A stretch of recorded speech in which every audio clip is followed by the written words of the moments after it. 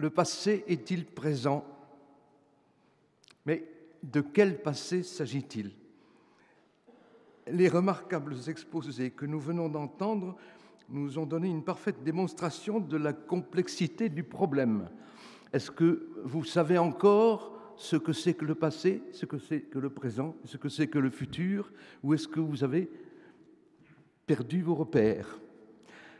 Est-ce que nous pouvons considérer que le présent est quelque chose qui existe et que le temps est quelque chose qui existe? Mais quel temps? Quel rapport peut-il bien y avoir entre la conscience que nous pouvons avoir de notre temps et, je parle très concrètement, le temps, celui des battements de notre sang? Oui, c'est une manière de mesurer le temps que nous portons en nous, celui des battements de notre sang, celui de notre esprit, la pensée qui nous traverse. Pouvons-nous comparer cela avec la mesure du temps dans le domaine scientifique et puis ce que nous apprennent les philosophes? Alors que justement, la science nous suggère que l'écoulement du temps vers le futur n'est qu'une illusion, un épiphénomène illusoire, n'est-il pas évident que le temps de notre propre pensée, de notre vie, est bel et bien réel? Chaque mot que je prononce dure 1 seconde, 2 secondes. Est-ce que c'est du temps ou est-ce que ça n'en est pas? Quel rapport y a-t-il entre ce que mesure avec toute la précision possible un astronome qui regarde au bout de son télescope géant une petite lumière dont il nous affirme solennellement qu'elle date de quelques centaines de millions d'années, qu'elle est par conséquent toute jeune et toute fraîche? Quel rapport avec ce que nous éprouvons lorsque nous sommes, par exemple, déçus d'une entrevue trop courte, ou bien que nous avons perdu la mesure du temps parce que nous ne le sentions plus passer durant un spectacle qui nous passionnait?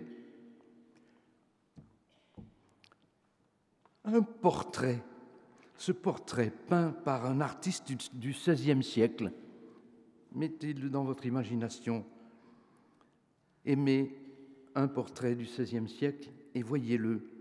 Ce portrait peint par un artiste du XVIe siècle, du côté d'Amsterdam, par exemple, lorsque je le contemple et que je l'aime, que je communique directement avec lui de manière intime et profonde, est-il passé? Oui, bien sûr, puisque Frans Hals l'a peint en effet vers 1620 ou 1630, et que cela se voit.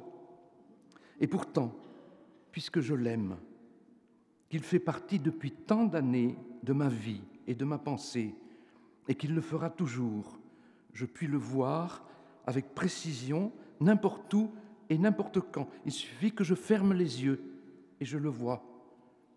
Ce tableau est-il daté?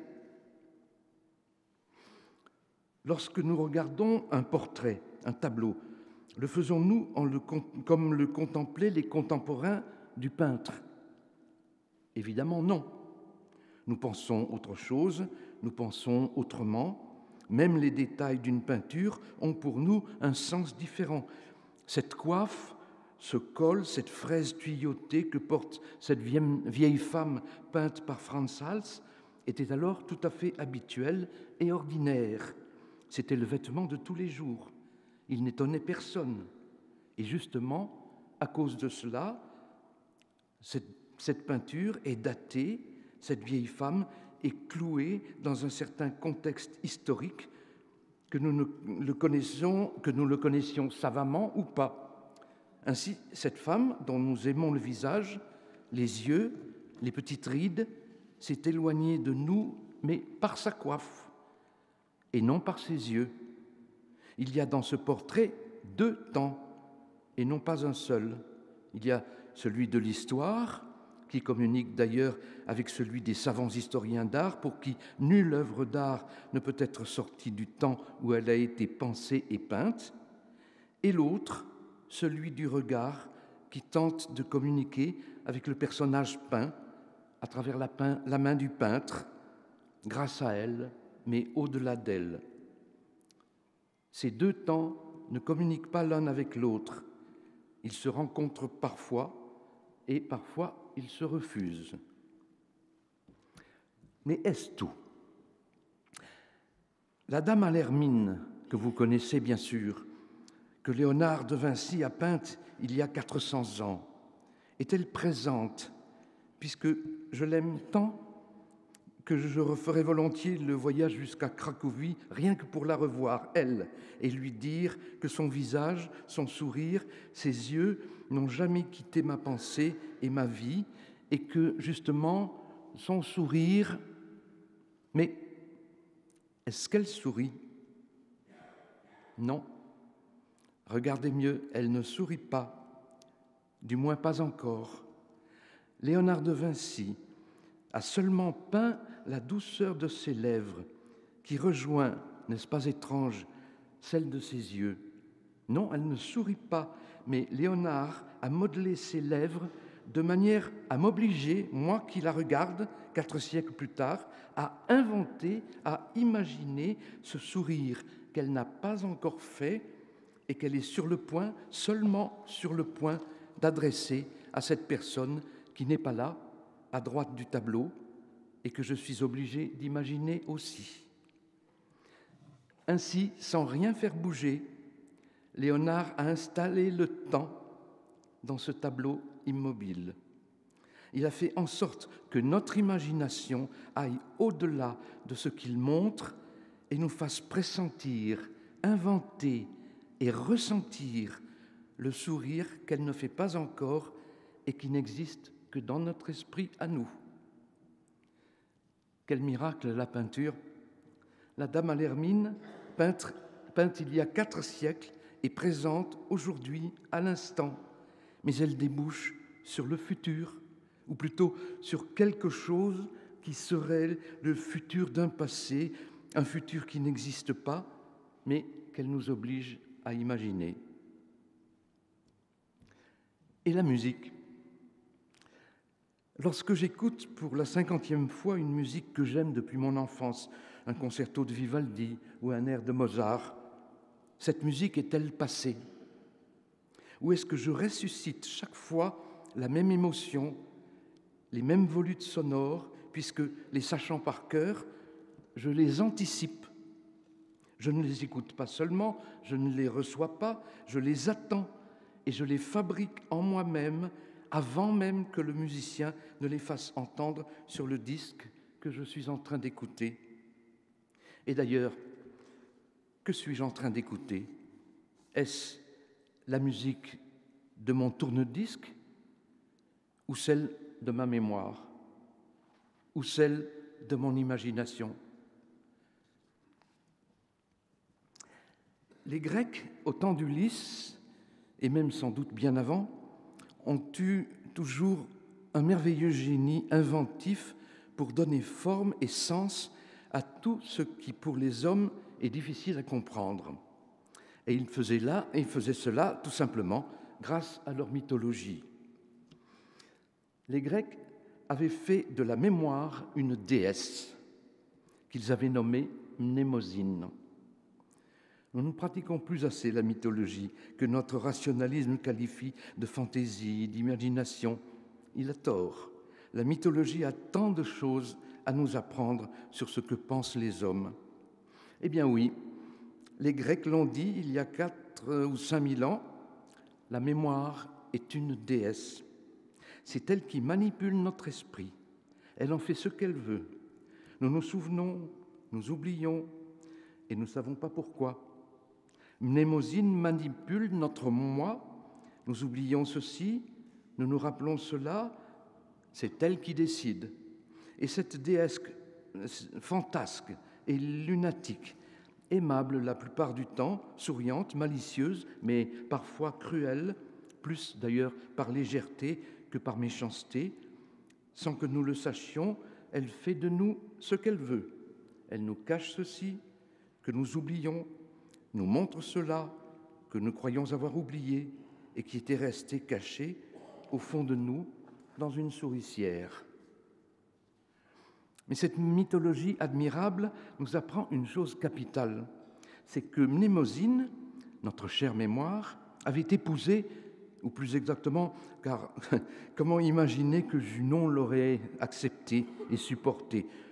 Mnémosyne, donc, avait eu avec Jupiter une relation qu'il faut bien croire assez longue, puisqu'il en acquit 9 petites filles. Eh oui, 9 filles. Nous les appelons les muses, et nous oublions que tous les arts sont les enfants de la mémoire. Quel génie, les Grecs, de nous faire comprendre des choses si graves et si importantes avec des fables. Pas de musique sans la mémoire, pas de poésie sans le souvenir, pas d'histoire sans Clio, pas de tragédie sans Melpomène, pas même de comédie sans Thalie. La mémoire est le fondement de notre pensée et nous ne sommes rien sans elle. Mais permettez-moi maintenant, si du moins les muses le veulent bien, d'aller ce soir un petit peu au-delà de ce que les savants grecs avaient pu imaginer il y a 5 ou 6 000 ans, c'est-à-dire hier, si nous prenons le passé au sérieux.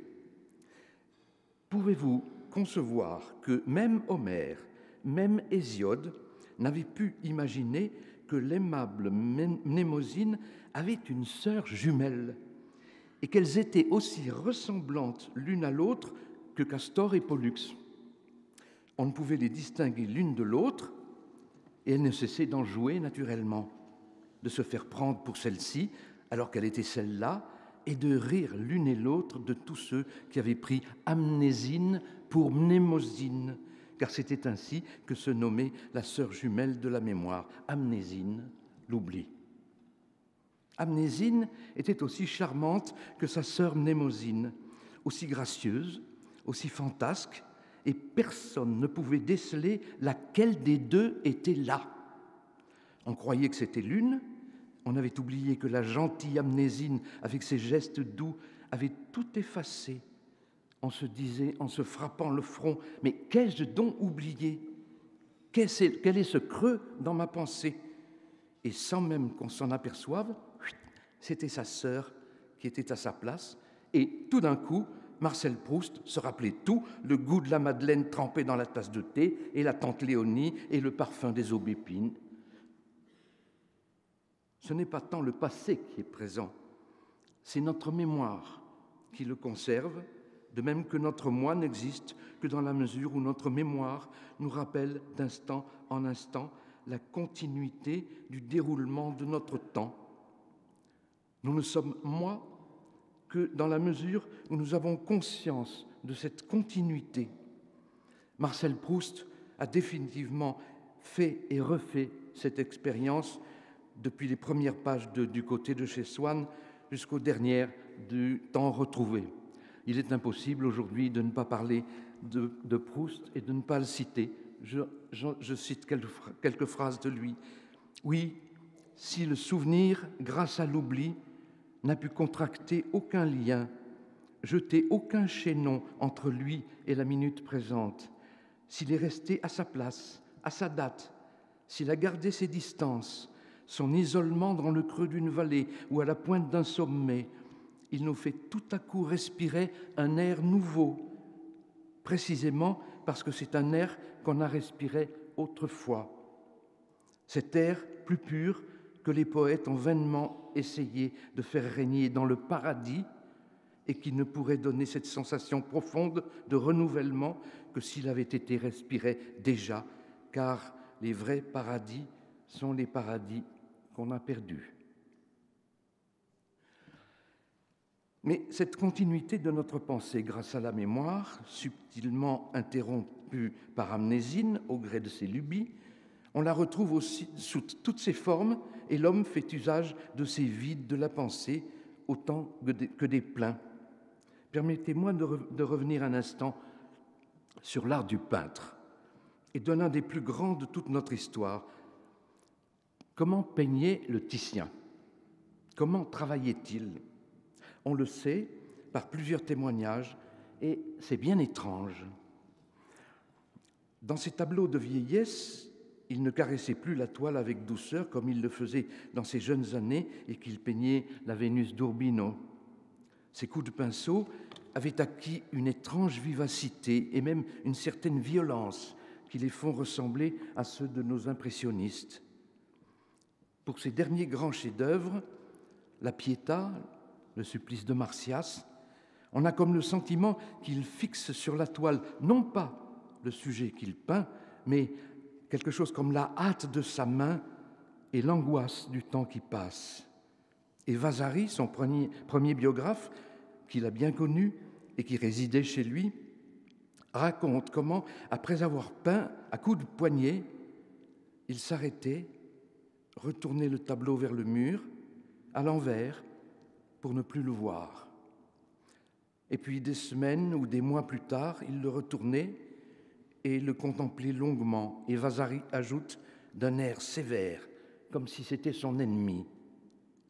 Puis, continue Vasari, sa main reprenait possession du tableau et il se remettait à peindre. Pourquoi ce double mouvement? Pourquoi cacher son œuvre contre le mur? Pourquoi? Pour ne plus la voir, ou au contraire, pour la garder secrètement, plus profondément que si, en effet, on pouvait la voir à chaque instant. La garder en soi, pour que cette œuvre en devenir soit pendant un temps transformée en passé, c'est-à-dire par définition de l'art qui ne bouge pas, qui ne change pas. Il m'a semblé que ce serait le plus direct chemin vers ce qui passe, puisque la peinture arrête tous les mouvements et nous oblige, par conséquent, à les imaginer. J'aurais pu parler davantage de musique, puisque justement, c'est le contraire, sa matière à elle, c'est le temps. La musique, ce n'est rien d'autre que l'art de donner une forme au temps. Lorsque nous l'écoutons, les secondes qui se succèdent, non pas l'une après l'autre comme des objets, mais dans une continuité sans matière et sans substance, comme un filet d'eau qui coule entre des cailloux immobiles, la musique a pour fonction de donner au temps une forme, mais immatérielle, impalpable, quelque chose comme un parfum. Ainsi, lorsque nous écoutons un air de Fiordiligi ou le mouvement d'une fugue de Bach, notre temps à nous, celui de notre respiration et de notre cœur, est devenu le leur. La musique a l'incroyable pouvoir de modeler le déroulement de notre pensée sur son tempo à elle et de nous conduire le long du chemin qu'elle trace en nous comme elle veut bien. Et pour peu que nous la sachions par cœur, en l'anticipant, nous faisons en sorte que non seulement le passé est toujours présent, mais que le futur le soit lui-même, selon le rythme qu'a voulu Bach ou Mozart. In modum pulsus eque respirantis.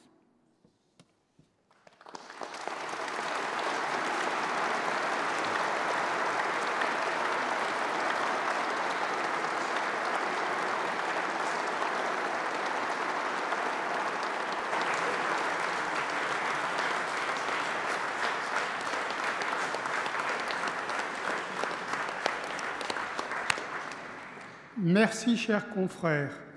La séance est levée.